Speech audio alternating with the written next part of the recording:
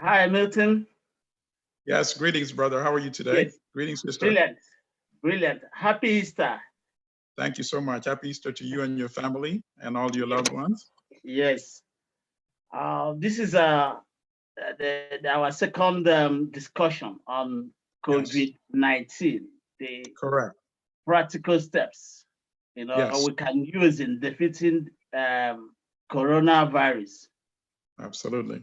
So what we're doing today, it includes tackling disinformation, Yes, especially among the uh, Black community and the white community, and then looking at the general thing about yes, COVID-19, how we can get the information through, because information is very, very important. So, of course. starting with you, how is New York now? Is it Well, still as you know, rising? yes, New York is still the epicenter in the United States. And as you know, right now, the United States is the epicenter in the world. And the numbers are quite staggering. The total cases in the United States, at least as of early today, and these numbers keep changing quickly, Yes. was 549,633. That's 30% of all the global cases. That's astounding. And the global total, as you know, as early today was 1.8 million, 1,834,962. So it's quite staggering. And as you have probably heard by now, Yes. one of the troubling statistics is that in the United States, African Americans are being disproportionately affected in two ways. They are more likely to get infected at a rate of 3 times to 1 compared to European Americans. And they are more likely to die 6 times to 1 compared to European Americans. And as we know, this is due to historical racism, because if you look at the statistics, African Americans are at the bottom rung of the economic ladder compared to European Americans. So for example, even though unemployment had been low in the US before it went up again because of the pandemic, African Americans are twice unemployed compared to European Americans. Historically, this has been the case for more than 50 years. It's always like that. And African Americans own 1/10 of the wealth that European Americans own. So in other words, the average household wealth of European Americans is about $170,000. And for African Americans, it's $17,000.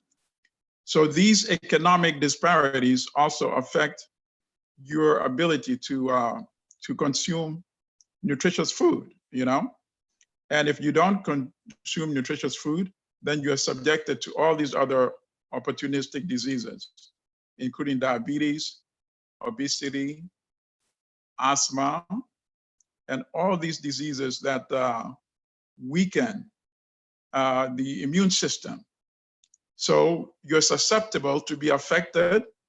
And then there's the other question: when you do become sick and you go to, number one, most of the hospitals that have been closed in the last few years in the United States for financial issues, because as you know, healthcare is a business in this country.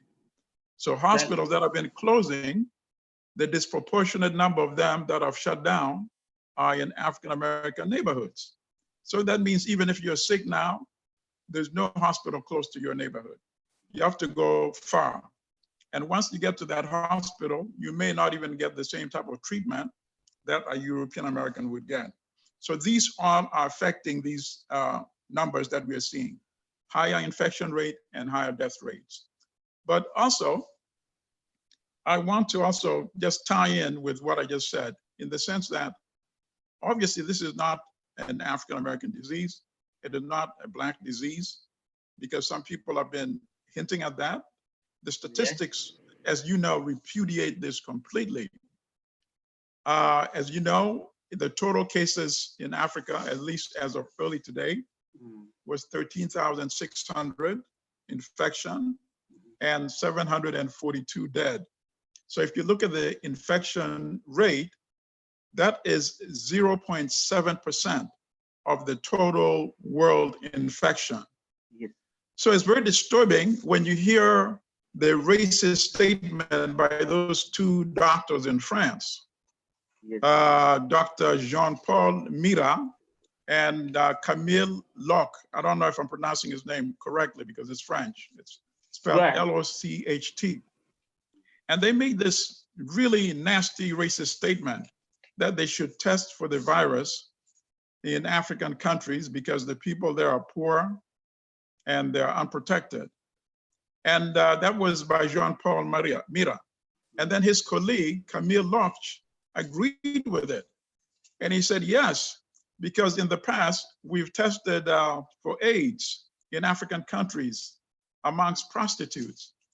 And this is just outrageous, coming at a time when the global community should be working together, bringing all the resources together to combat this disease.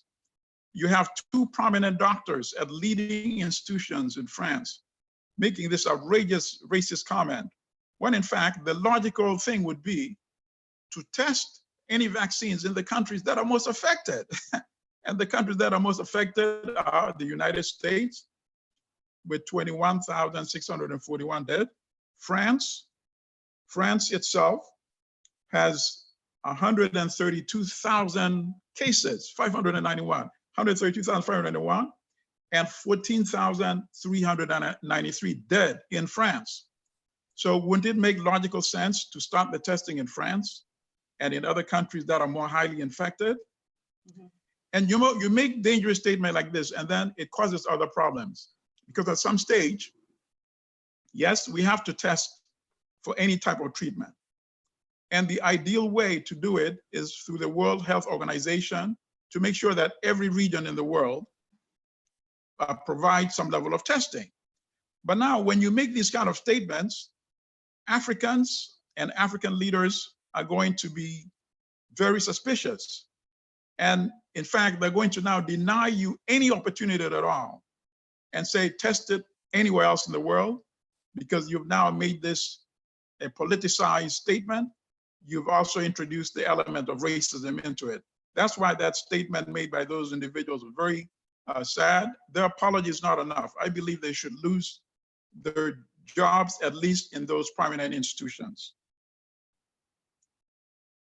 Well, so I wanted to start off just by getting that out of the way.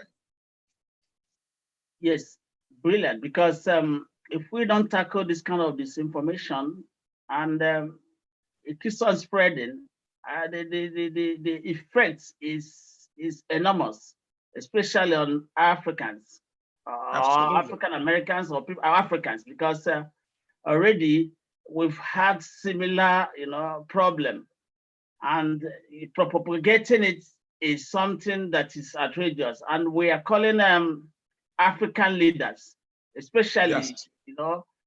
African leaders that are, in business, connecting yes. with China, that these things should be addressed. Yes. When they have the opportunity to speak to the Chinese leaders. Yes. Because already, some places in China, we've seen that they're trying to discriminate against Black people based on coronavirus that started in Wuhan in China. So this is complete turning things around, and it's representation. Exactly, it's turned upside down. Yes. And this is very unfortunate because when Donald Trump, the US president, was calling it the China virus, the Chinese virus, many African Americans, many Africans came to the defense of China and said, no. We've been the victims of this kind of demonization and racism, so we won't stand for that. Yes, it's unfortunate that it started from a region in China, but now it's spread all over the world. Now the number one concern should be how to combat this pandemic rather than trying to demonize Chinese. So it's very unfortunate that now you find that I think it's in Guangzhou province in China, where Africans are being evicted from their apartments. First of all, that doesn't even make sense, because if you evict somebody, it means they're no longer home confined. It means their chances of affecting somebody else is now going up. So it just doesn't make any logic at all. And number two, it's completely wrong, of course.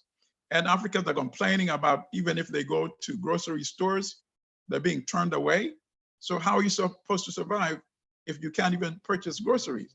This is outrageous. And I hope that the Chinese leadership take this seriously and make strong statements against it and denounce it and warn people not to commit these discriminatory acts. Because as you and I know, China has vast economic interest in Africa. There are thousands and thousands of Chinese citizens, perhaps tens of thousands, if not hundreds, in African countries.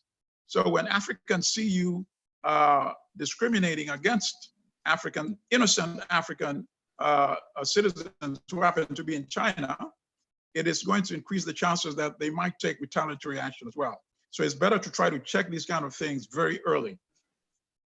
What we're seeing in the United Kingdom is like it hasn't come to that level, but the undertone that's going on here is that the minorities, especially the doctors, they have been affected. The death toll of doctors and the nurses, especially, they have been, I see. Look at it. The minorities are having, greater. I had it, yeah. Yes, I had it, and I would like to call on Fonte. She's been rebuffed that very thing. Whether she could tell us her opinion about this. Sure. Yeah, in the media, the way they have been reporting the susceptibility of Africans and minority ethnic groups, just like what you said, when you look at the graph globally, you find out that Black people actually make up the least percentage of the victims of the COVID-19. So when the media begin to peddle such will I call it propaganda or misinformation, or yes, it's both. Yeah, so you find they are trying to tag the disease with Black people, for the same, for the same purpose that we've always witnessed, which is to dehumanize Black people. Absolutely. And, it's very important that every Black person anywhere in the world speak out against this and shut it down immediately, so that we focus on, informing our people and educating our people on how to, avoid contracting it at all, regardless of the situation. I made a video recently where, there are certain social issues where situations where it's almost impossible for people to social isolate due to economic situations. Yes, I understand. Yeah, and apart from that as well, most of Black people in the Western world are key workers. Exactly. Both in the hospitals. If you go to the hospital, most of the nurses, doctors, cleaners, carers are mostly African Americans, Black people. Yes, and then absolutely. And what is staggering is that as much as there are many of these people in these areas, they are not the key decision makers on issues that will affect their lives when, even at this point in time. Like in UK now, the issue has been issue of PPE, personal protective equipment, which our health secretary here keep on, almost admonishing professionals that they are overusing the PPE that has been provided. And then when you see the PPE, even in an ordinary hospital situation, the apron they're wearing, the plastic dinner lady, thing they're wearing cannot even protect you from ordinary little infections in the hospital.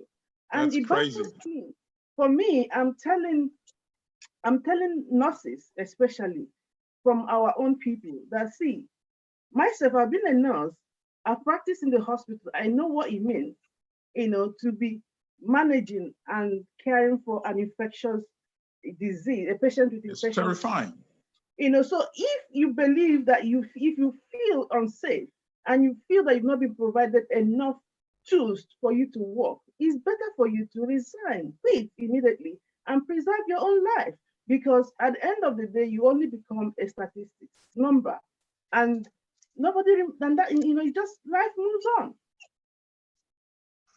Okay. You said many things that struck a familiar chord, because obviously these are what some of the things that are also happening right here in the United States. In terms of these healthcare workers that are on the front line, but in very relatively menial or clerical positions. In one hospital here in New York, they organized a protest and boycott outside their hospital where they work. And they insisted that they would not continue work until they got the adequate protective gears.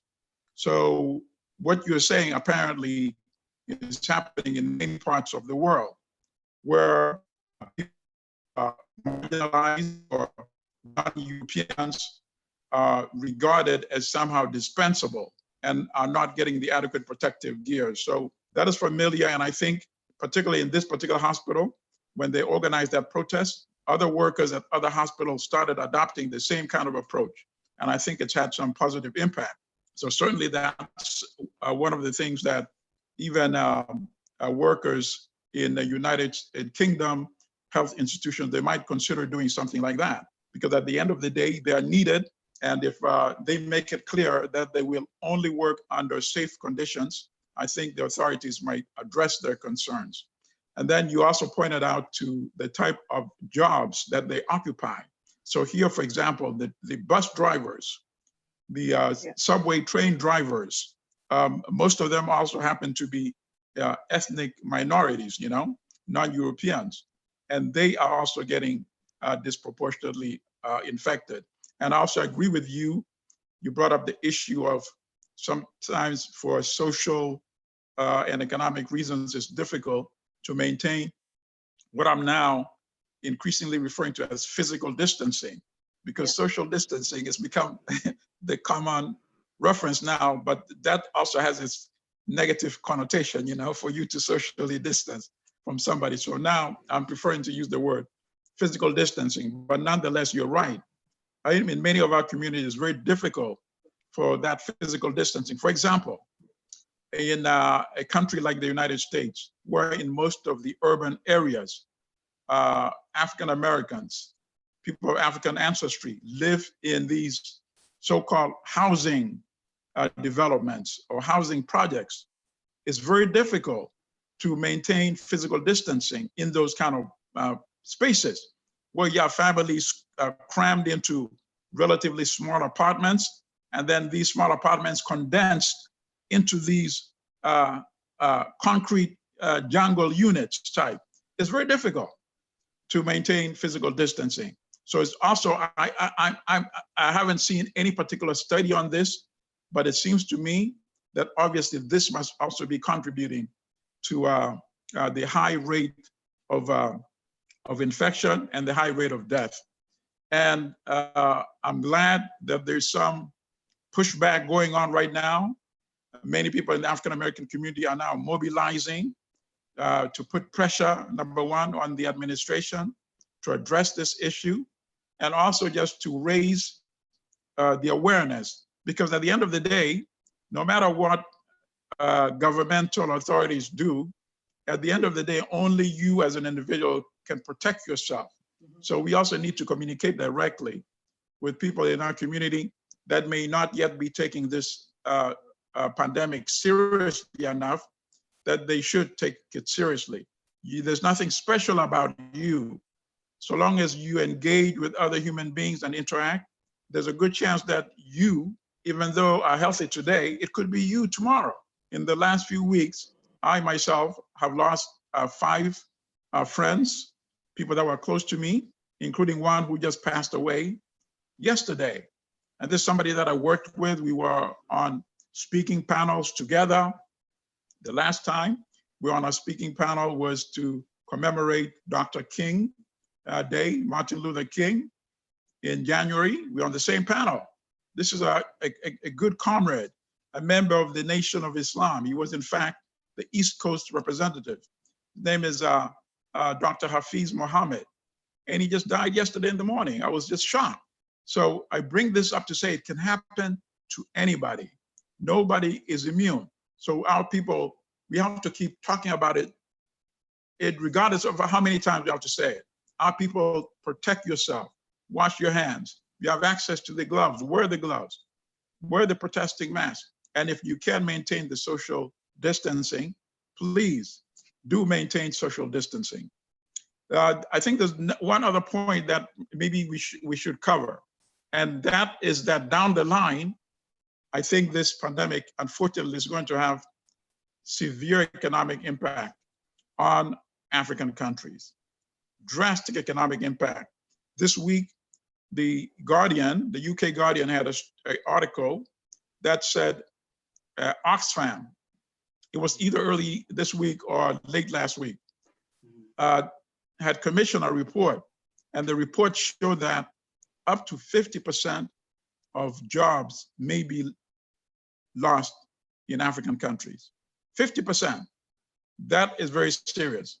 And in terms of the fight against poverty in Africa, it could be retarded by 30 years, by 3 decades.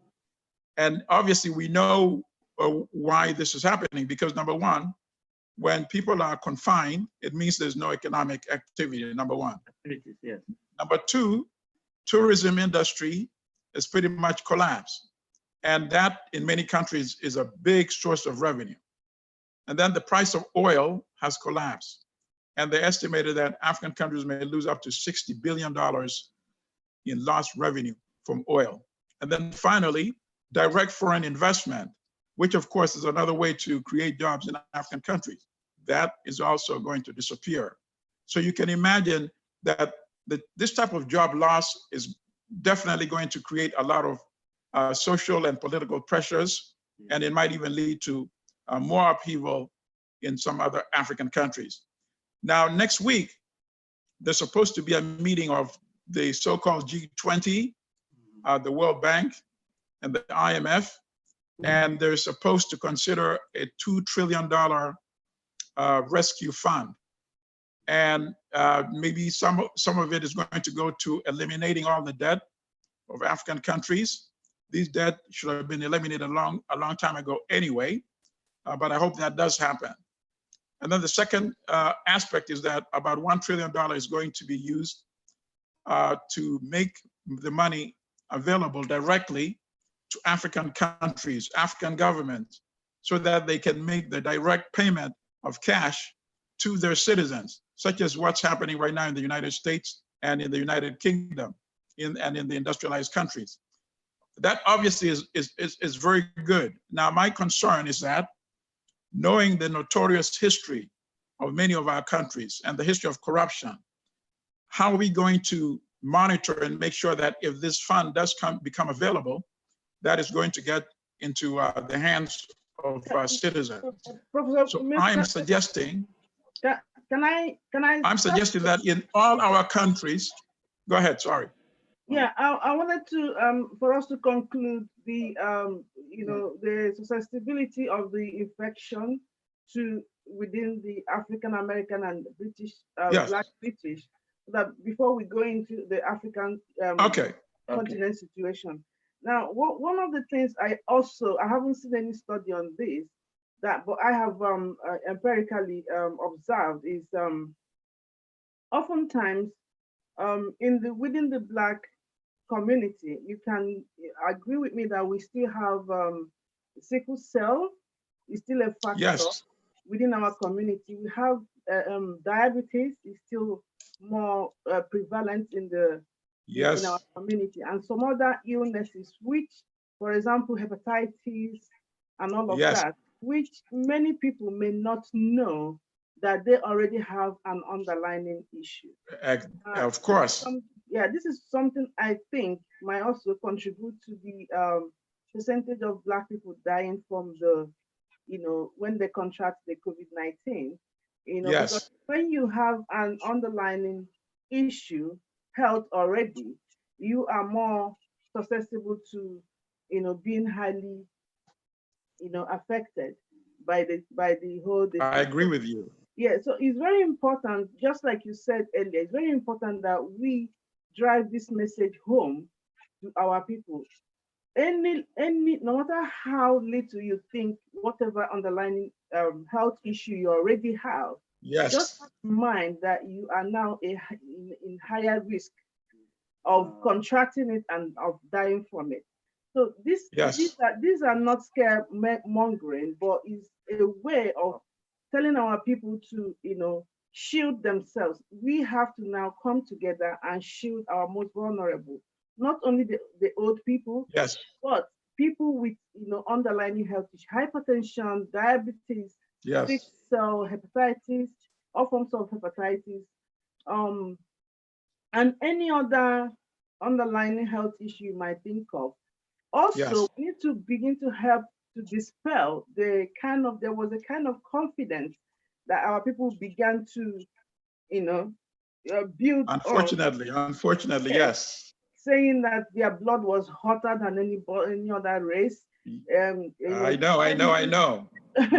Depending wholly on the kind of spices that are available to us, spices and herbs, which have not been tested, which can also, even if not taken properly, could be detrimental to your health already. Yes. Get the COVID. Now, I would like you to tackle or address how we can disseminate information so that our people will begin to understand it instead of listening to so many conspiracies yes, of different kinds, engaging themselves with things that are not going to help. What is important now is that as many people as possible, as families as possible, are saved from this pandemic, knowing that this is not the first time the world is seeing a pandemic. We've had smallpox, we've had influenza, which killed millions. So this is not a new thing. And even coronavirus itself is not new. What is new is this particular strain of COVID-19. There's been SARS and other ones, other strains of coronavirus. So that our people understand this, that this is not a spiritual thing. It's not. It's real. It's not a mechanical thing either. It is a virus which can, like I said, I put it the other day. I said, if you stand in the way of fire, the fire is going to burn you. So it's not as if there's anything genetic in you that is attracting the fire. It's just that you're standing in the way of the fire. Absolutely. So, and that is a very good way to put it. As if you don't take the precaution, then you're definitely standing in front of it. I'm glad you came back to revisit this issue, and it's very interesting that just yesterday, a lawyer friend of mine contacted me, and we're discussing the same issue that you just summarized right now. And one of the first things we're doing is that we're setting up a group, a coronavirus African American action group. And in fact, we are having our first Zoom conference meeting on Wednesday. And we're going to bring people with different types of expertise and background so that we can actually not only talk about it and start taking action. We want to see how we can mobilize prominent individuals to become involved and to see how we can get the messaging directly into our communities and organize some via social media and some via actually sending people with proper protective gear into some of these communities to make the protective gear available in these communities, and also to disseminate literature that explains what this disease is and what measures people should take to protect themselves. And we're also going to have speakers, people who may have some following in these communities and whose words are relatively more trusted than others, for them to also verbally to communicate this message. And that's something that we're going to start beginning this Wednesday, as I said. And you're right. I mean, and that's something that's always been a big issue for me. And I wanted to emphasize the importance of healthy nutrition, healthy eating, and making sure that not only do we have a healthy mind, but a healthy body as well. Because as now, this pandemic has proven, when your immune system is compromised, then you're very susceptible, more than people whose immune system are not compromised, to be infected and ultimately to die. And unfortunately, it's been a challenge, rather, to get people to take health issues seriously, nutritious seriously, because it's not, so to speak, a very quote unquote sexy issue to get people to realize how serious it really is. So perhaps as a result of this pandemic and the destruction that is now causing, maybe this is the time to try that messaging again in terms of how our health, how what we eat ultimately results in whether we live or whether we die. So yes, we are going to be addressing that issue beginning this Wednesday. Milton, like you and Fonte, have pointed out, it's very, very important. We learn from what happened in Europe and America and China. What they got. There are certain things that worked well for them, yes, and there are ones that didn't work.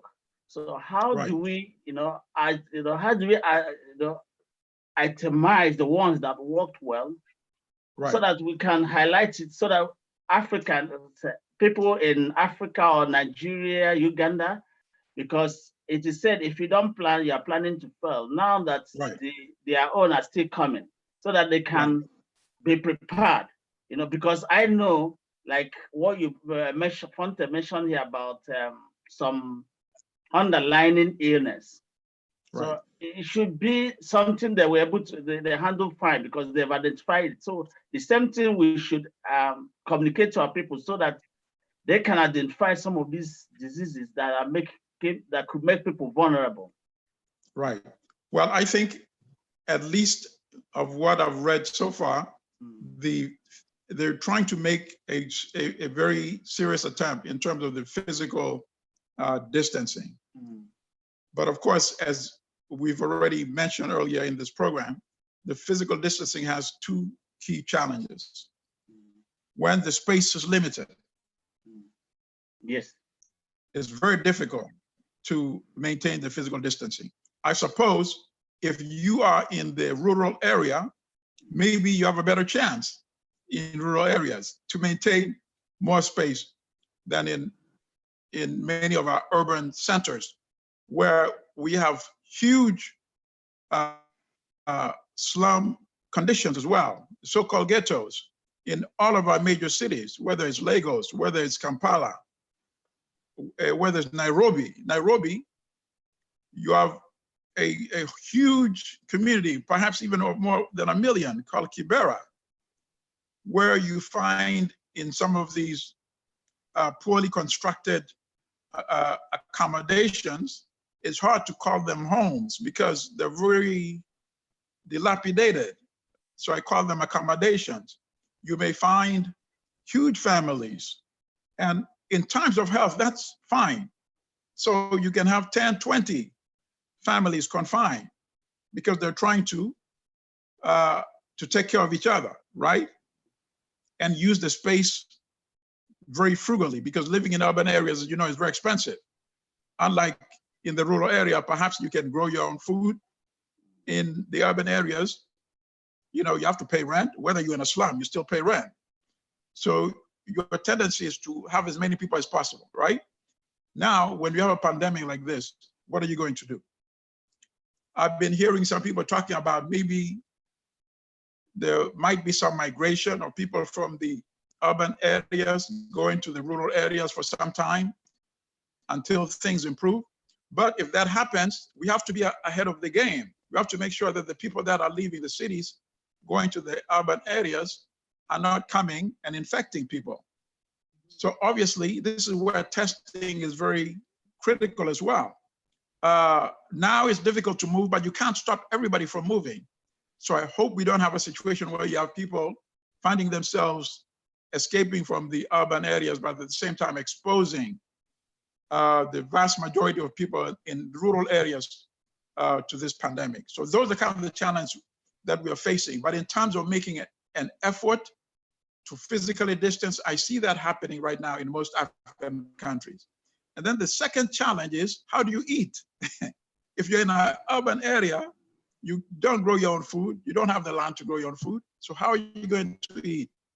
And that's where that direct cash infusion from the government comes in. So I am suggesting that civil activists, community activists in all of our countries come together and form organizations to monitor these funds and make sure that nobody's abusing these funds if and when these funds are made available to the World Bank and the IMF, as they're talking about right now. Make sure that the right recipients are getting these funds and that we don't have some officials embezzling. And is it possible that even when people are dying, people are embezzling? Yes. Why do I say this? Because it was happening in Uganda when you had the 1 million refugees who fled the conflict from South Sudan and came to Uganda. So they had a big conference at the United Nations. They mobilized hundreds of millions of dollars and they sent the money to Uganda. And then in fact, before the money was even sent, I wrote an editorial on Black Star. I said, this money is going to be embezzled if we don't put in a mechanism to monitor it, make sure it gets to the victims. A few months later, and anybody can look this up, all the major headlines, The Guardian, the USA Today, New York Times, CNN, they were all writing about how these monies were being stolen by officials in Uganda. Africans, we have to be vigilant.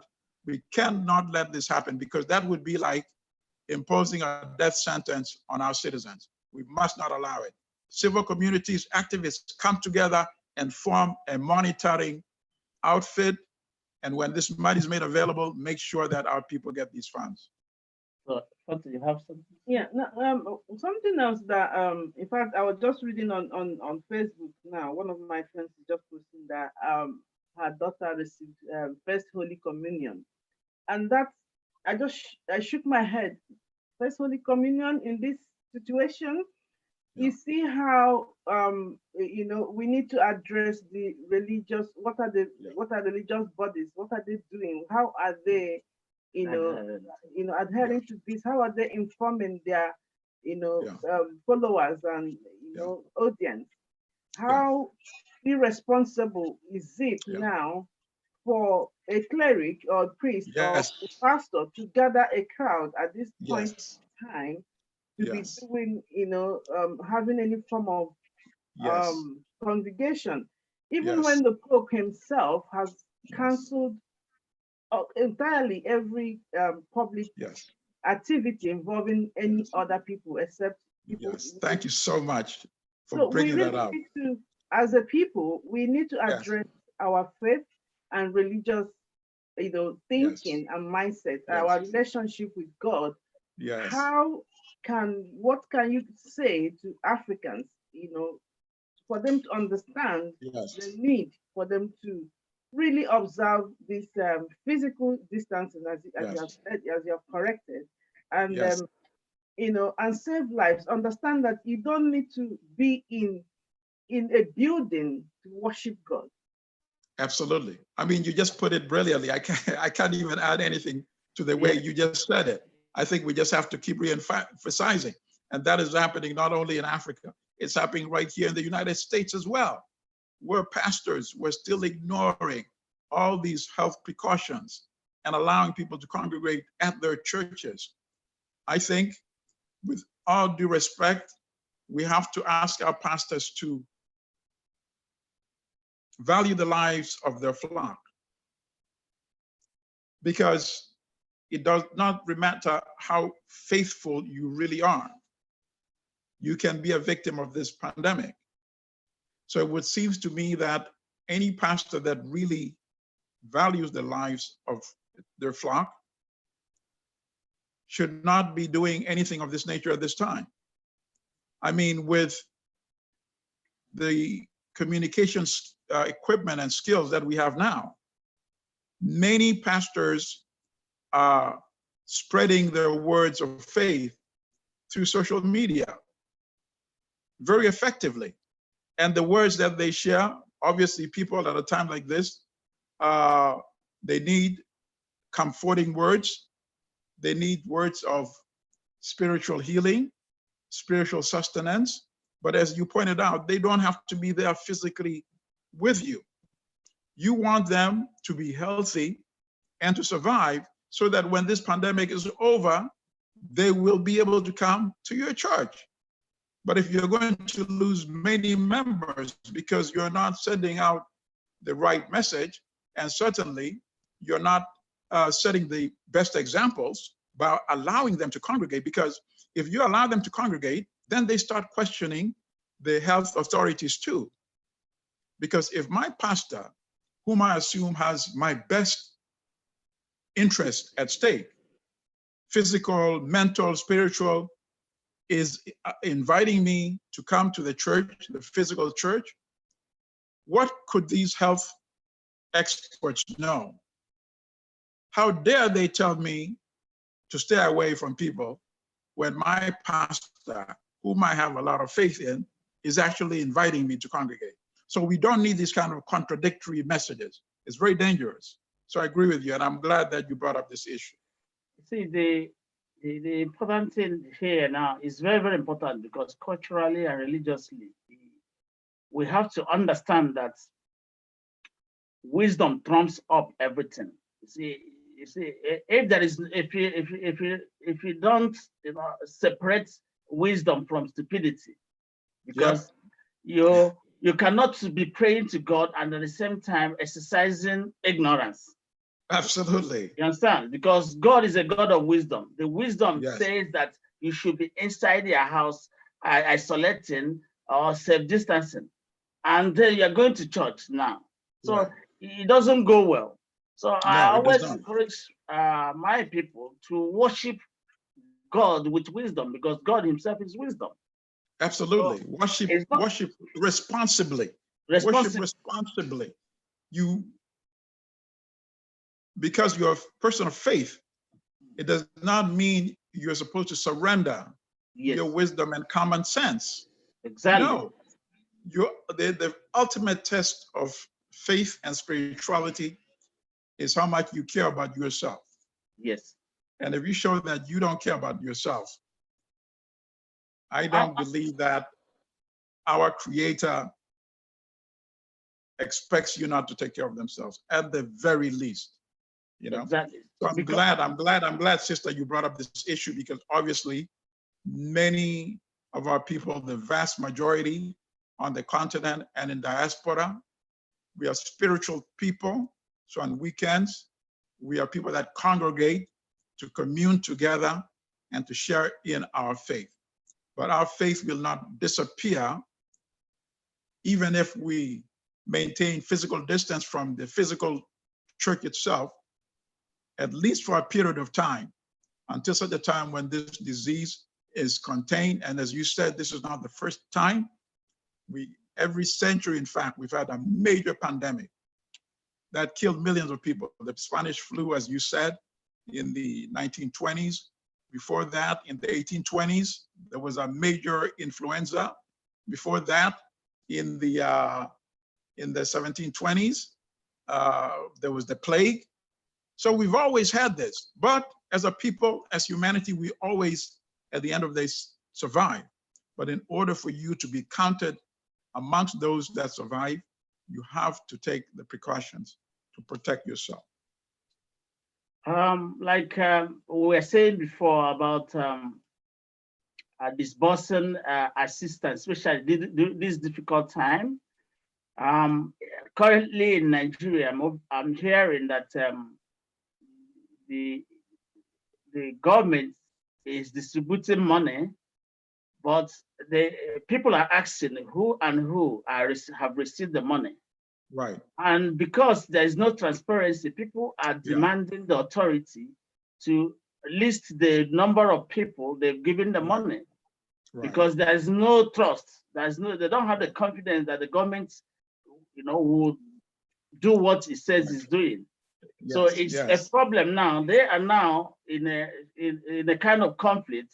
The government is saying because of confidentiality of the people that they don't want to publish it. So does it sound reasonable? No, of course not. I think in the first show we discussed that after this pandemic, we cannot allow business as usual in African countries. Yes. We must see this as an opportunity to fundamentally reconstruct the state in Africa. I mean, things change, and this could be one of those moments that allow us to fundamentally make change. Before many African countries won their formal independence, they were European colonies, and many did not expect that situation would ever change. But there came a time that Africans had enough level of consciousness and enough Africans who were able to mobilize our populations.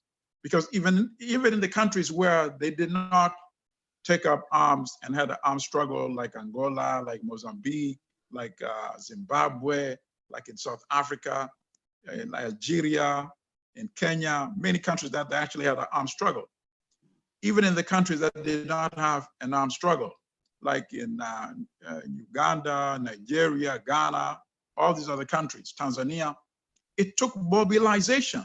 Our people had to be mobilized to demand that Europeans, we want to leave. So it took this mass organization, right? It means the timing was right. Africans were ready for it. And the catalyst were those nationalists, people like Nkrumah, people like Azikiwe, people like Kenyatta, like Obote, like Nyerere, all of them. Yes. Now we need a new crop of mobilizers to be the catalyst, to say that after what we witnessed, we cannot allow the corrupt African state to maintain itself in any African country going forward. And I think people are ready for this message. And if we have enough people communicating this, they will be able to mobilize enough people. And we'll be able to change the way government handles affairs in African countries. Not only Nigeria, Uganda, Kenya, Tanzania, South Africa, you name it. The people must demand that no. We saw how at a moment when we needed you the most, you could not deliver. You could not deliver. You've been used to corruption. You've been used to ignoring delivering services to us. We don't want that anymore. I hope that happens, that can happen. Let's make it happen. I think it's part of our duty. Yes. Mobilize our people. The thing is this, we've been talking about the coronavirus, that if you have underlying illness, underlying illness is not only about health, it is also financial and economic weakness. That's all tied in. It's all tied in. So this economic weakness and the corruption could be underlying illness that could make the spread of coronavirus, Absolutely. So absolutely. That's why we're calling down. That's what we're saying. Yes, that's what we're saying at the moment, that time has come for us to change. Time has come for us, to question things. Yes. To live business as usual. Yes. Because if we don't change, something greater than coronavirus might be on the corner. Precisely. Absolutely. I agree with you. You summarized it quite well. We have to turn every conscious African into an activist, demanding for a better Africa. Look, now we discussed earlier about the discrimination going on in China right now, and we shall continue denouncing that. That must end. Yes. But China is not the same China of the 1950s or 1960s. Yes. In 1959, Ghana had a higher per capita income than China. Think about that. Imagine. Because China at that time was still the playing ground of the European powers and the United States. China was torn into many weak provinces. But what happened? And people may agree or disagree with China's politics and system of government. That's an issue that can be debated in another forum. But nobody can deny that China got its act together and say we're going to use China's resources for the benefit of China. No outsider is going to exploit China.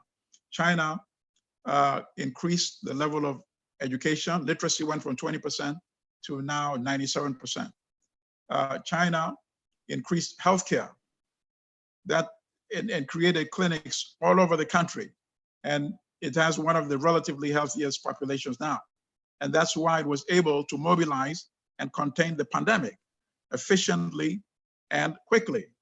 And I bring all this up to say, not that Africa needs to be turned into another China, but I bring this to say Africa has to do some of the same things that China did. Take control of its resources, insist on education, because education, as we see, makes the difference. It's a life and death question. It's not just a question of enjoying some sort of theoretical, intellectual space in your brain. No, it can actually save your life, right? And then healthcare. Look at tiny Cuba with its limited resources, has one of the best healthcare systems in the world. Whether we boast of having these big armies or all these weapons, no. We should force our governments to change the priority. Healthcare, education. If you have good education, your chances of improving your economic condition is even better. You have good healthcare, your chances of living a longer and healthier life is much better. Those are the basic demands we must start off in African countries. And I think Africans are ready. Africans are ready for that. So we'll be rounding up now. Fonte, what advice are you going to give to the audience? Now, before I go into the advice, one thing that frustrates me a lot is, each time I see almost every part of the world, Africans or Black people, whatever you want to identify with, are almost being hunted.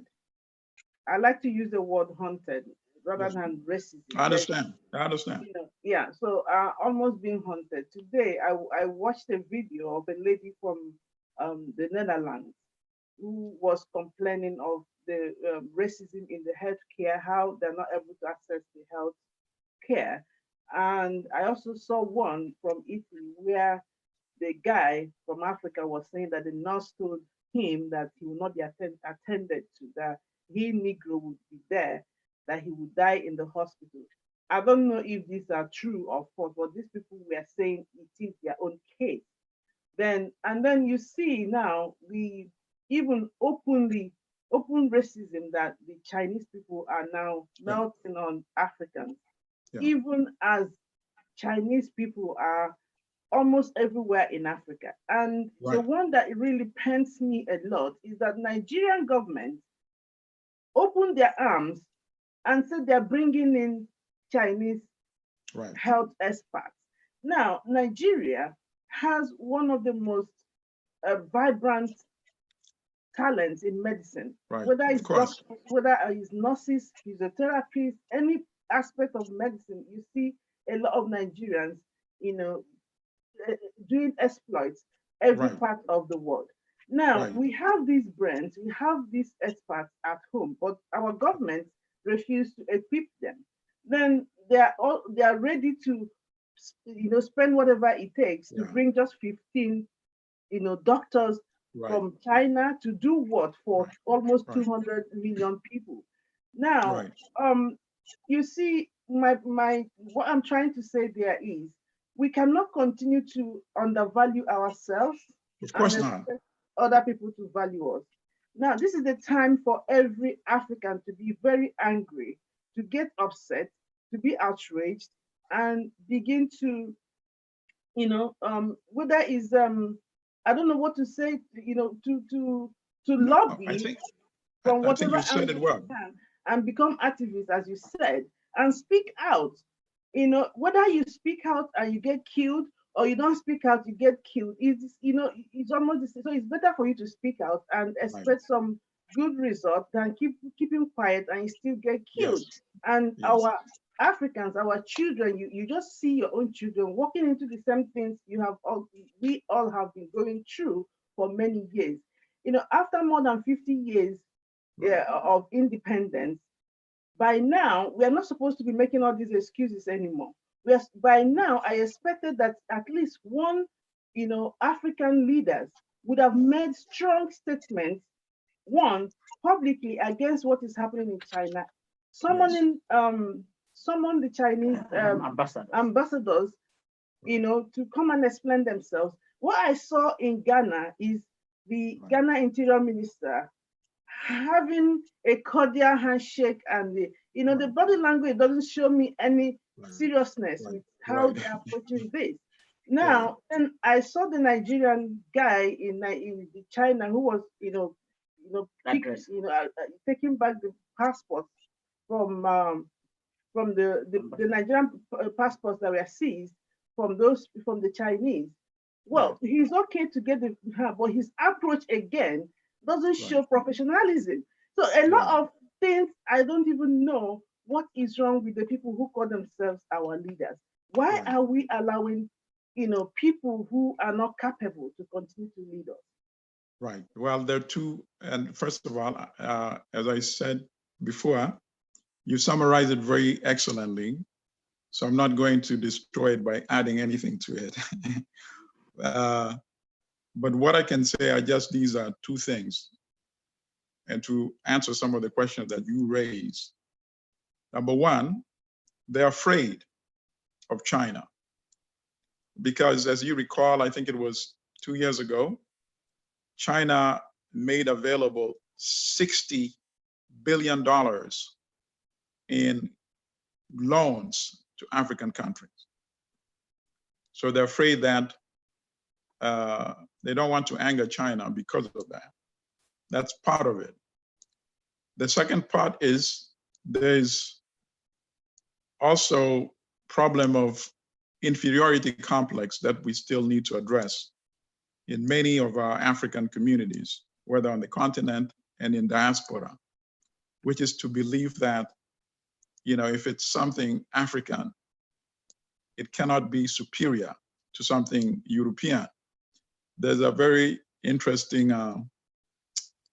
documentary about the life of Cheikh Anta Diop, who of course was one of the most brilliant scientists in the world, the author of The African Origins of Civilization.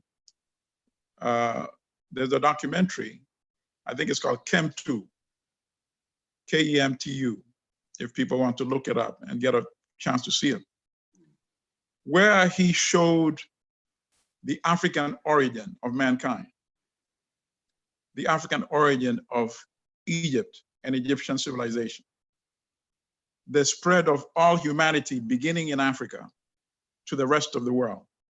And by proving some simple points, that in other parts of the world, as you see the 6 stages of human evolution, it is only in Africa that you can find the entire set, all the 6 stages. In all other parts of the world, you find perhaps from the 3rd, or the 4th rather, the 5th and the 6th stage. Meaning, humanity could not have originated anywhere else but in Africa. So if you are the origin of mankind, how could anybody be superior to Africans? And when he made that clear, and more people, I'm glad, are now convinced by that lesson, in the documentary about him, it shows students in the university in Senegal challenging him. And they said, "Professor, if this is true, why is it that the scientists in Europe are not saying this too?" Number one, do you know how devastating that must have been to him? But then he posed the question, he said, okay, so let me ask you, you are brilliant students at our national university. Now, if you have the confidence in your ability. Let's say you come up with a discovery, a breakthrough. You're not going to believe in your own discovery because it has not yet been validated by European. And then they all will shut up and they started thinking. And that's the question we need to pose to our African people. Nobody is better than you. You are the originator of mankind, humanity, and science. The Egyptian pyramid was not built in Europe and then transported to Africa. No, right? So we have to reinforce this and keep reminding our people about this. And then get them so outraged by their knowledge of themselves that when they see something like that happening in Nigeria, they'll say, no, we won't allow you, because of your ignorance as our leader, to insult us because we know more than you. So I think we've covered so many profound issues, and I hope we can actually have a time to maybe disseminate some of our discussion in bits and pieces, because there's so much.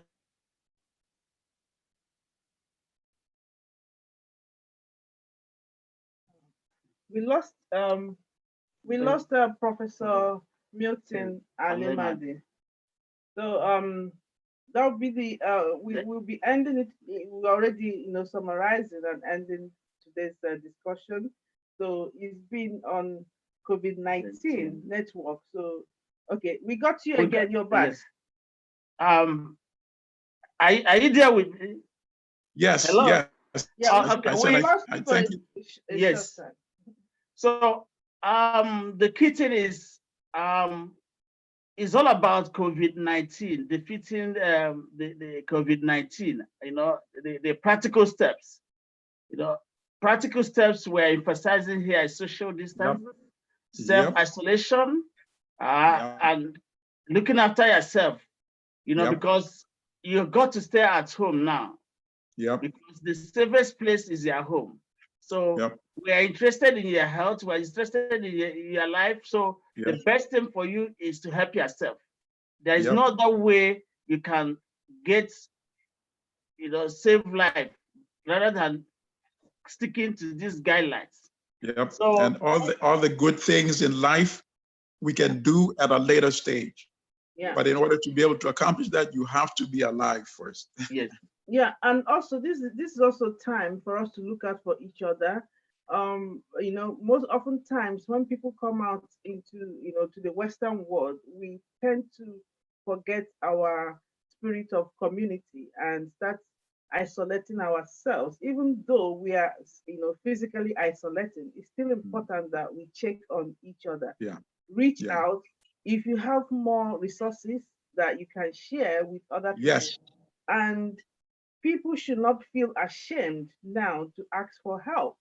If you feel you don't have what you need, reach out to your friends, reach out to absolutely your place, reach out to your network.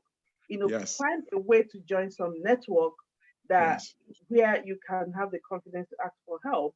Because sometimes when we are not together, it's easy for the enemy to defeat us.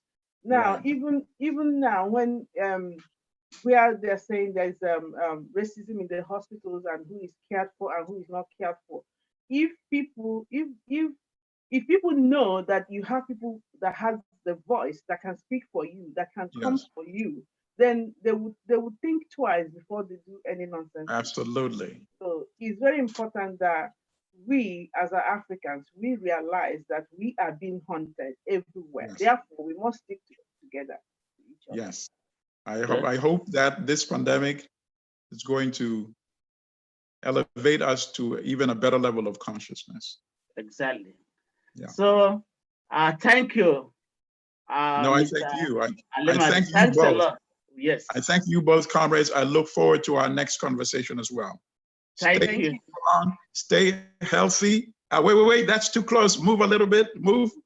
You're too close to each other. Yeah, that's a nice place. All right, take care. Bye-bye. Thank you. Thank you.